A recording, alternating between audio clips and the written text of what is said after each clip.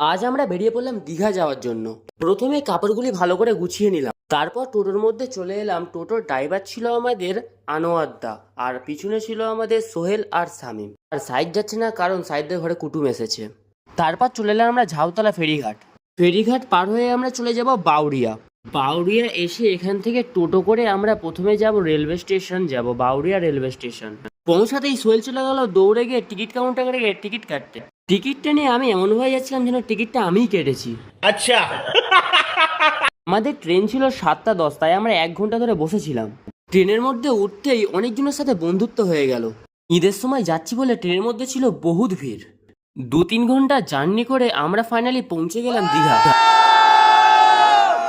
এত ভিড় দেখে আমার রিয়াকশন ছিল, ভিড় ছেড়ে আখের রস খাওয়ার জন্য আমরা সব বসে পড়লাম। রুম খুঁজতে গিয়ে আমাদের 1-1.5 ঘন্টা চলে গেছে আর আমাদের হাল বেহাল। পরে কি হলো জানতে চাইলে সাবস্ক্রাইব করো।